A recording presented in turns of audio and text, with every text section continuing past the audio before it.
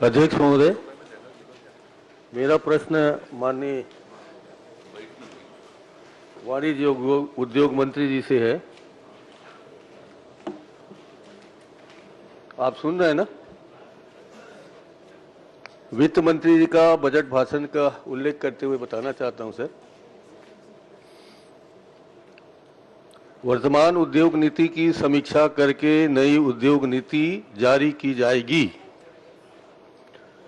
इसमें राज्य में उपलब्ध कृषि उत्पाद, वनोपज एवं खनिज संपदा तथा रोजगार मूलक उद्योगों की स्थापना का ध्यान रखा जाएगा और नए उद्योगों को बढ़ावा देने के साथ साथ कोर सेक्टर में पूर्व से कार्यरत उद्योगों को क्षमता विकास के लिए अनुकूल अवसर दिए जाएंगे।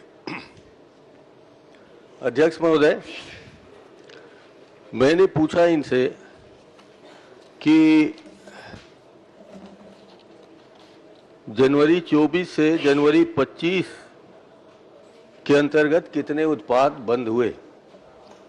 इन्होंने मुझे 5 उत्पादन कार्य बंद होने के सूचना दी है,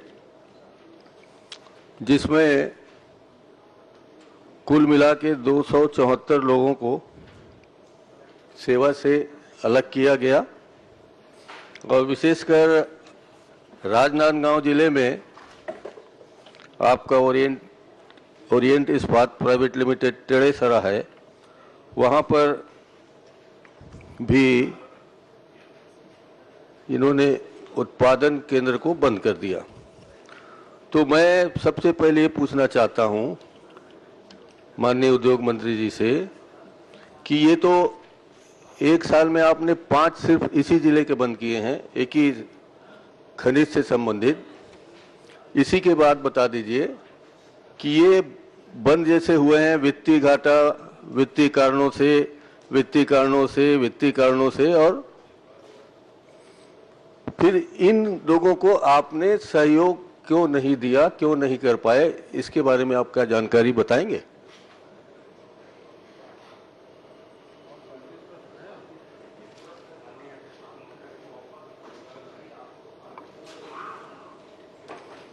जो बंद 5 उद्योग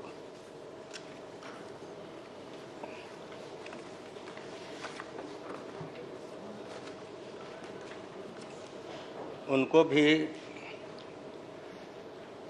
उद्योग विभाग के नियमानुसार जो अनुदान राशि सब्सिडी दिया जाता है उनको भी प्रदान किया गया है। बाकी वित्तीय कारणों से उन्होंने अपना 5 उद्योग बंद किया है। मैं बताना चाहूँगा उनको अपने ब्याज अनुदान में 5 को 75,31,000 और स्थायी पूंजी में 60 लाख रुपए का अनुदान उनको भी सहायता की गई है। और इस तरह से निरंतर प्रक्रिया है। वैसे उद्योग किसी कारणों से बंद हुए हैं उनके परिचालन से। और माननीय नेता प्रतिपक्ष जी पूछ रहे हैं, मैं बताना चाहूँगा माननीय अध्यक्ष महोदय कि अपने 2023 में भी कांग्रेस के शासनकाल में 18 उद्योग बंद हुए हैं। और आप जब माननीय मुख्यमंत्री थे प्रदेश के, उस समय सबसे ज़्यादा स्टील उद्योग लगा था और आपके कार्यकाल में लगभग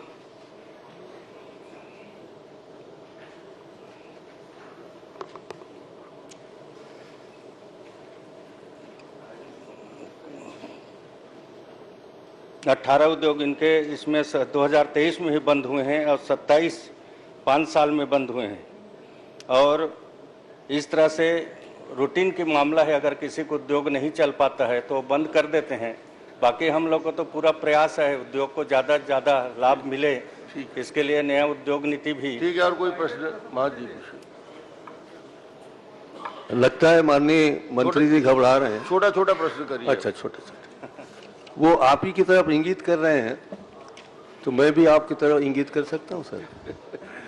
लौह पुरुष सरदार वल्लभ भाई पटेल, जिसकी 150वीं जयंती अपन मना रहे हैं, पंडरिया में खुला था आपने।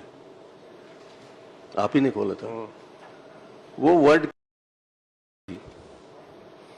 और हाईएस्ट शुगर उत्पादन होता था उसमें, वहां बिजली भी बनती थी। 18 फरवरी को बंद हो गया। इसलिए बंद हो गया कि आपने गन्ना उत्पादकों को पैसे नहीं दिए, भुगतान नहीं किए। ठीक है सर। भौरम देव आपका क्षेत्र है, कहाँ है? आप तो हैं ही हैं यहाँ, शर्मा जी भी शायद हैं। भौरम देव शक्कर का कारखाना 26 जनवरी से बंद, जहां बिजली भी उत्पादन होता था। बालत का शक्कर कारखाना बंद। हमारी सरकार ने मक्का के से इथेनॉल बनाने का कोंडागांव चालू करने के लिए तैयार रखा हुआ है, चालू नहीं हुआ क्योंकि इसमें लिखा हुआ है कि ये भूपेश बघेल सरकार ने किया है। और सूरजपुर जिले के करसा गांव में शक्कर कारखाना बंद। हम लोग माननीय मंत्री जी एक रिवॉल्विंग फंड बनाए थे। उस रिवॉल्विंग फंड में ये व्यवस्था थी कि अगर शक्कर कारखाना में या अन्य किसानों को कुछ पैसे देने हो गन्ना उत्पादन का, तो उनको पैसे दिए जाएं ताकि वो गन्ना उत्पादित कर सकें और उनको किसी तरीके से कोई कठिनाई ना हो। तो ये लगातार आप बंद जो करते जा रहे हैं, किसी को लीज में देना चाहते हैं, किसी को किराए में देना चाहते हैं, तो फिर आपकी औद्योगिक नीति का क्या मतलब है? क्षमता विकास के लिए अनुकूल अवसर प्रदान किए जाएंगे, यही अनुकूल अवसर आप प्रदान कर रहे हैं? क्या बता पाएंगे? माननीय अध्यक्ष महोदय, माननीय नेताजी ने जो प्रश्न पूछे हैं उससे अलग हटकर प्रश्न कर रहे हैं।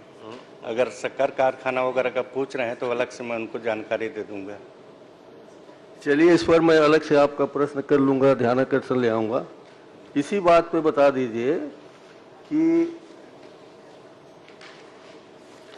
शक्कर का कारखाना नहीं बताइए, जनवरी 24 से मिनी 25 स्टील प्लांट का प्रश्न है। हाँ। उनका कहना है वहां तक आप सीमित रहे ठीक तो है। ज्यादा अच्छा। मिनी स्टील प्लांट में नेता प्रतिपक्ष सीमित कैसे रहेंगे माननीय अध्यक्ष महोदय? वो तो असीमित आदमी नेता नहीं, प्रतिपक्ष। असीमित है मगर प्रश्न उन्होंने सीमित किया, मिनी स्टील प्लांट। चलिए, मिनी स्टील प्लांट में जितने बंद हुए हैं, क्या आप बता सकते हैं कि इसी दौरान जनवरी 24 से 25 के दौरान क्या एक भी मिनी स्टील प्लांट नया खुला है?